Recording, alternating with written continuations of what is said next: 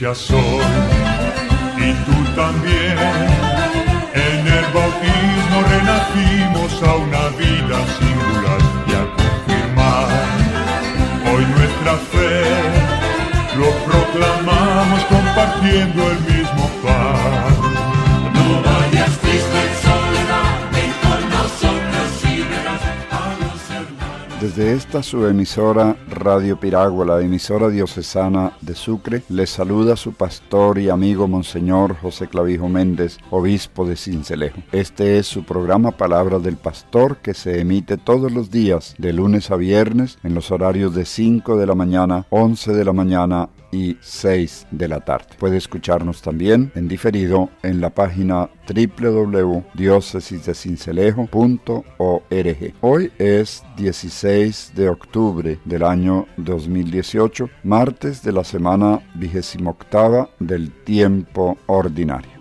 Y nuestra oración hoy es conocida como el Cántico de Ana. Una mujer nos guía en la oración de alabanza al Señor de la vida. En el relato del primer libro de Samuel, es Ana la persona que entona este himno que proclamamos después de ofrecer al Señor su niño, el pequeño Samuel. Este será un gran profeta en Israel y marcará con su acción el paso del pueblo hebreo a una nueva forma de organización social y política, la monarquía, que tendrá como protagonista al desventurado rey Saúl y al glorioso rey David. La vida de Ana era una historia de sufrimientos, porque como nos dice el relato, el Señor la había hecho estéril en el seno. En el antiguo Israel, la mujer estéril era considerada como una rama seca del pueblo, una presencia muerta, entre otras cosas, porque impedía al marido tener una continuidad en el recuerdo de las generaciones sucesivas, un dato importante en una visión aún incierta y nebulosa del más allá. Ana, sin embargo, había puesto su confianza en el Dios de la vida y había orado al Señor de los ejércitos. Si te dignas mirar la aflicción de tu sierva y acordarte de mí, no olvidarte de tu sierva y darle un hijo varón, yo lo entregaré al Señor por todos los días de mi vida.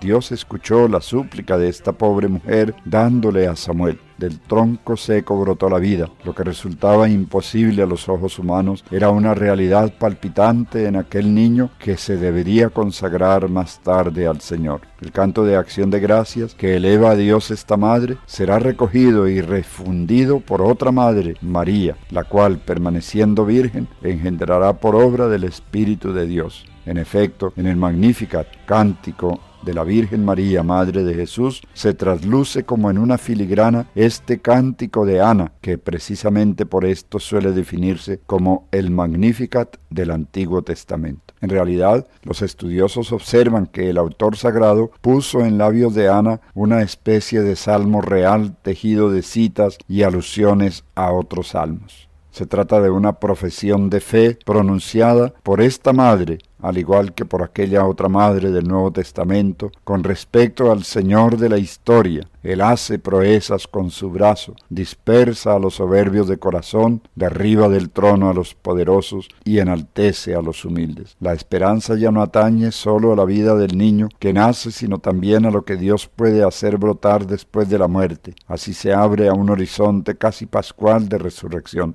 Entonaremos casi que haciendo un dúo entre Ana y la Virgen María este cántico de Ana que nos aparece en el primer libro de Samuel. Mi corazón se regocija por el Señor, mi poder se exalta por mi Dios. Mi boca se ríe de mis enemigos, porque gozo con tu salvación. No hay santo como el Señor, no hay roca como nuestro Dios.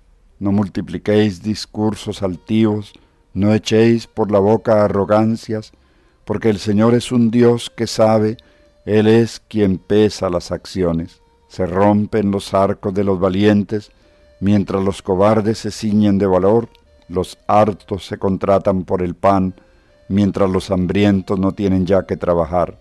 La mujer estéril da a luz 7 hijos, mientras la madre de muchos se marchita. El Señor da la muerte y la vida, hunde en el abismo y levanta, da la pobreza y la riqueza, humilla y enaltece.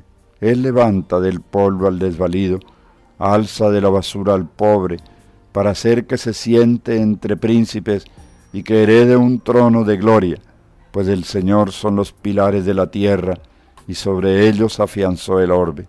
Él guarda los pasos de sus amigos, mientras los malvados perecen en las tinieblas, porque el hombre no triunfa por su fuerza. El Señor desbarata a sus contrarios, el Altísimo truena desde el cielo, el Señor juzga hasta el confín de la tierra, Él da fuerza a su Rey, exalta el poder de su ungido.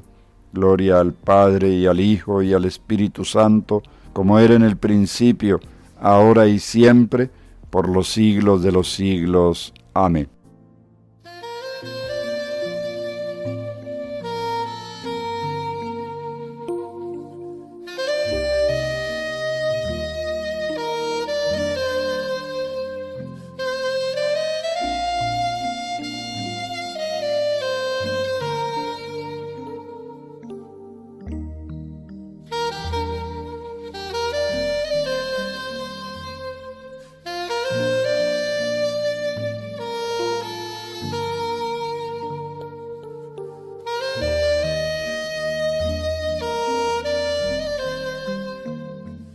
¿Qué se pretende con la acción misionera? Vayamos un poquito más adelante. Ya se nos invitaba a hacer un autoanálisis para ver si nuestra comunidad es misionera. Vamos a mirar ahora para verificar si lo que llamamos misión de nuestra comunidad coincide realmente con lo que la Iglesia entiende por misión, es decir, lo que en los documentos del Concilio Vaticano II y los documentos posteriores se nos da y se nos explica como la misión de la Iglesia. Lo que yo llamo acción misionera de mi comunidad corresponde con lo que vamos a ver en el día de hoy. Tengámoslo en cuenta para continuar haciendo este análisis de la acción misionera de mi comunidad. Aquí encontramos un cambio bastante significativo de lenguaje. Normalmente hablábamos del apostolado que hace la comunidad y algunos grupos en sus reuniones dan cuenta de lo que hicieron durante la semana como apostolado. Examinemos a la luz de lo que hoy vamos a ver si esto que llamamos el apostolado de la comunidad, el apostolado de cada individuo y de cada miembro de la comunidad que se pone en común, corresponde a lo que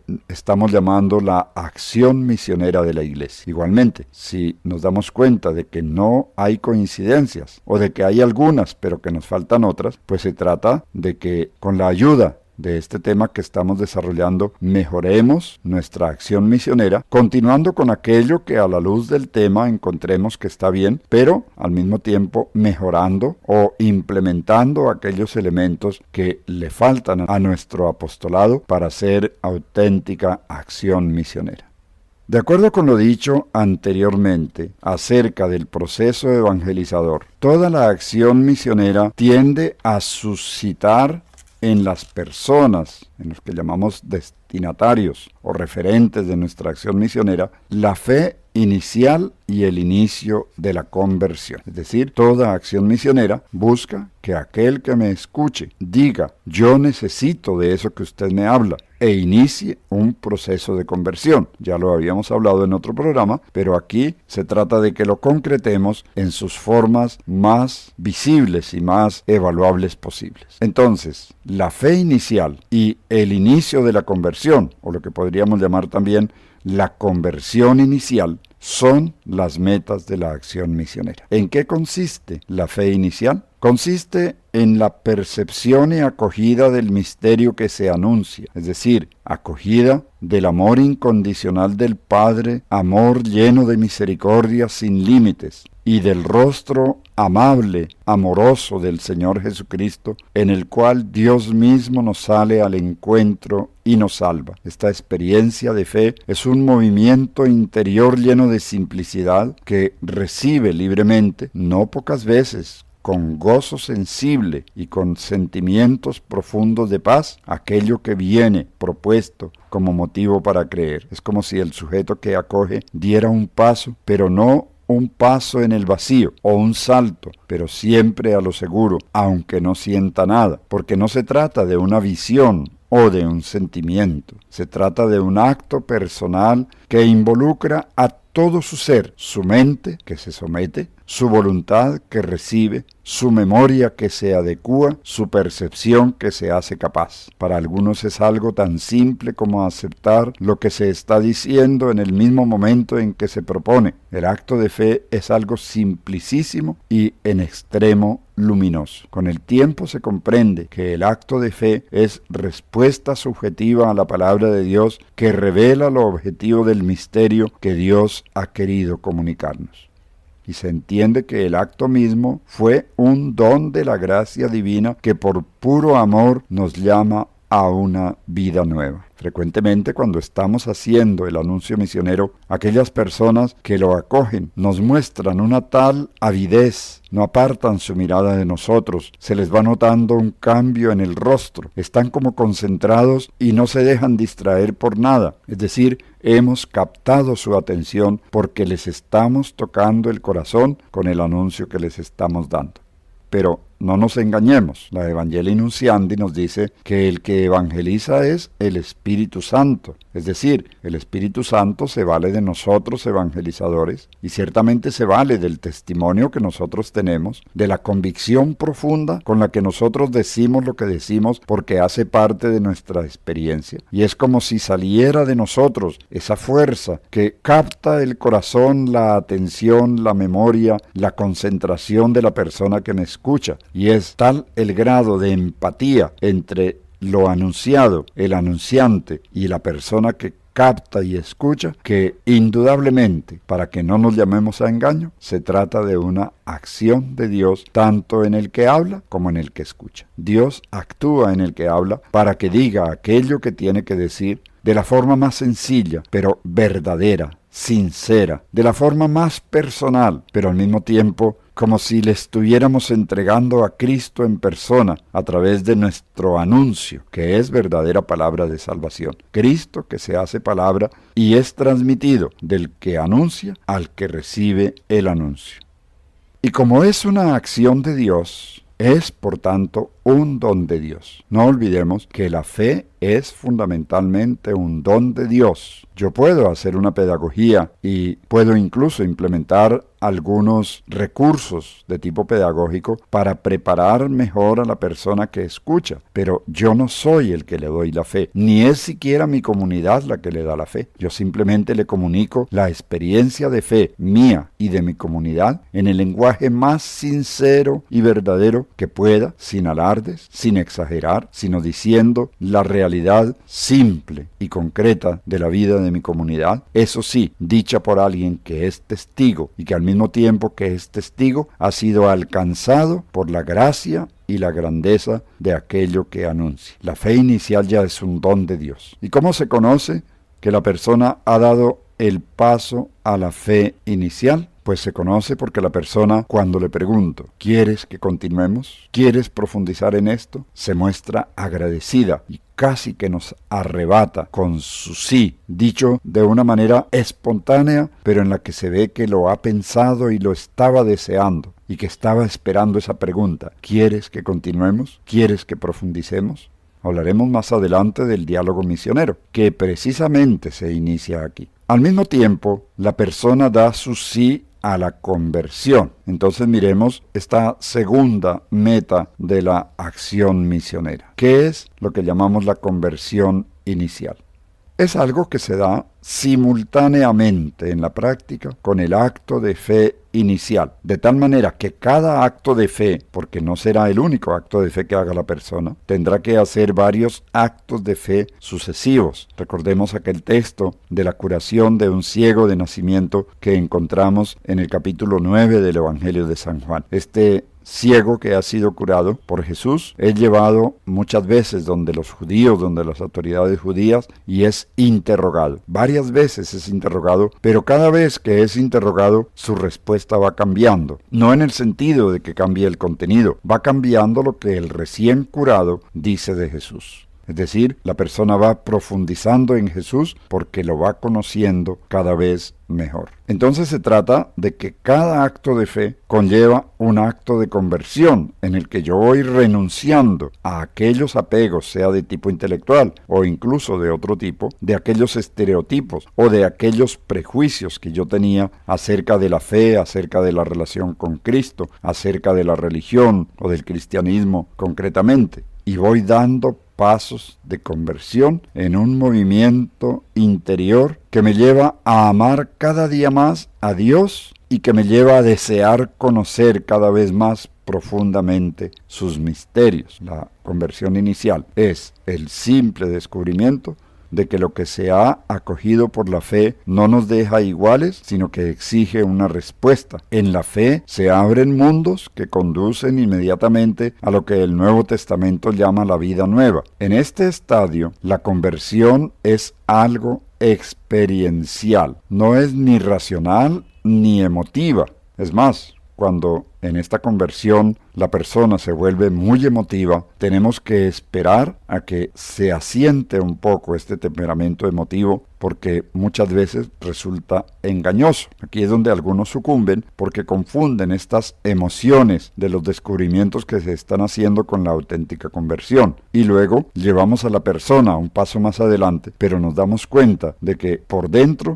la persona no se ha movido efectivamente. Ha sido una simple emoción sin un verdadero cambio interior. Por eso decimos que esta conversión inicial no puede programarse. No puede decirse, esta conversión tiene que darse en 2 horas, en un día, en 3 días. No, porque es un trabajo personal entre la persona y su capacidad de dar los pasos de conversión y Dios que va haciendo su encuentro y su diálogo progresivo con esta persona. Dios no tiene prisa y la persona necesita su tiempo para ir asimilando y sobre todo para ir dando pasos hacia una convicción cada vez más segura y más profunda de que aquello con que se está encontrando es realmente una experiencia de Dios. Por eso la conversión inicial no se queda en el momento emotivo en que la persona llora o en que la persona habla con voz entrecortada, dando muestras de un profundo shock interior. Ese momento, si se produce, hay que tener mucha calma y dejar que ese remolino pase y que la vida vuelva a su cauce normal para constatar si se trataba de un simple fogonazo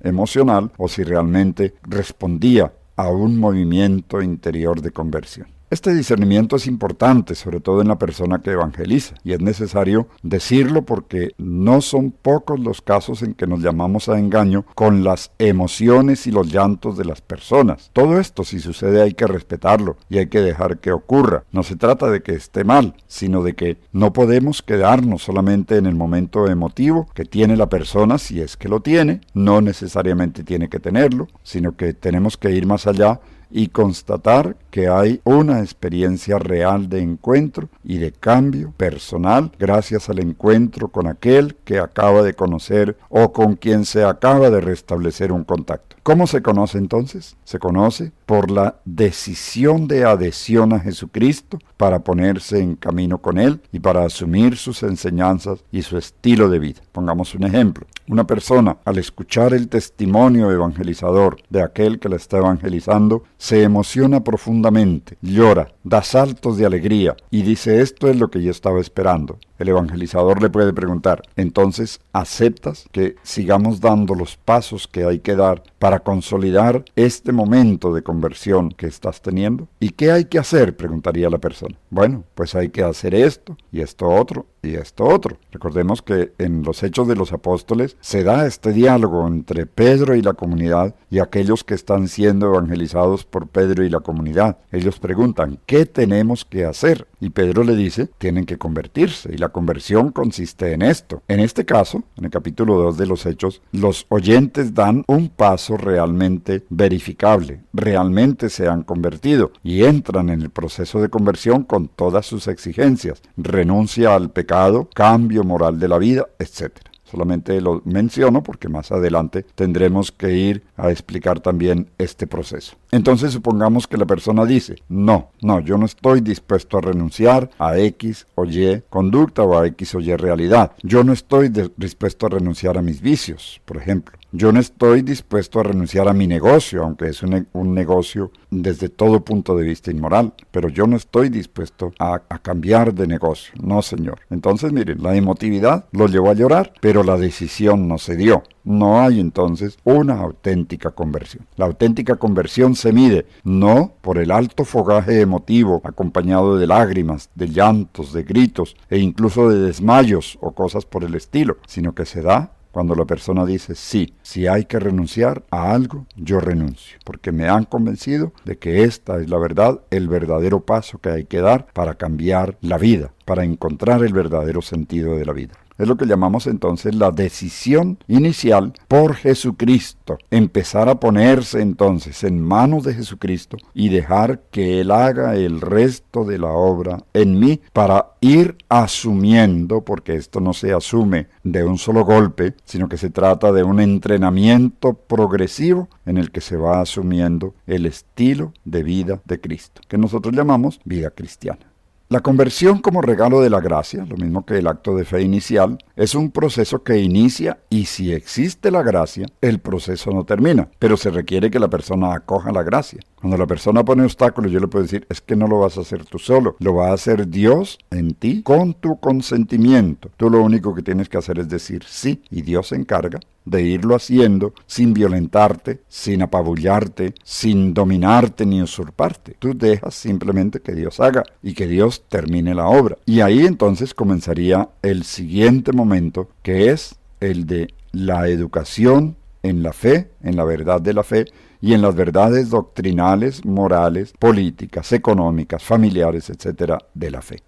Como metas que son de la acción misionera, tanto la fe inicial como la conversión inicial deben constatarse de alguna manera. Es decir, tienen que ser constatables. Creo que con los ejemplos que puse queda claro. Sin embargo, nos dice el documento lo siguiente. Es importante señalar aquí que los indicadores son de tipo personal y deben constatarse mediante un pastoreo que en lo posible tiene que ser individual y personal. Cada persona reacciona distinto, cada persona tiene un ritmo distinto, cada persona tiene que tener un garante que le acompañe en este proceso y vaya haciendo las verificaciones del caso. ¿Cuáles son esos indicadores? Bueno, la sinceridad de la experiencia del encuentro, el entusiasmo naciente pero reposado por las cosas de Dios, no la euforia que puede presentarse, porque la euforia es pasajera y no es indicio, cierto gusto nuevo por la oración y por las cosas de Dios y los pasos que la persona empiece a dar para mejorar su vida, su moral, con lo cual demuestra que sí quiere entregar su vida al Señor. En este sentido es muy importante tener en cuenta que tanto la fe inicial como la conversión inicial pueden recibir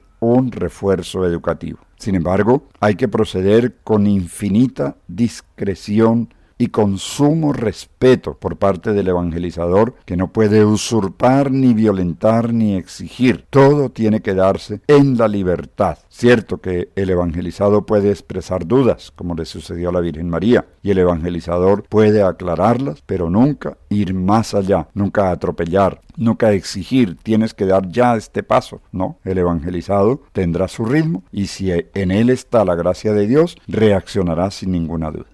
La iglesia que prepara adecuadamente su acción misionera debe entonces preparar y disponer también de estructuras de acogida. Esto es muy importante, pero muy importante. El error que cometen muchos es llevar a la persona después de su primera emoción de una vez a hacer las cosas que se hacen en la iglesia. Adoración al Santísimo, rosario, apostolado. Y sí, puede que la persona de muy buena voluntad diga, uy, claro que sí, lo hago, pero uno tiene que entender que una conversión inicial tiene que ser sostenida, alimentada, fortalecida, verificada. Entonces se requiere un espacio, un lugar en la iglesia, es decir, en la parroquia o en la comunidad, donde la persona recién convertida, como le sucedió a San Pablo, reciba su formación y, en cierto modo, aquiete sus emociones para que luego sus reacciones sean mucho más fáciles de verificar y de conocer.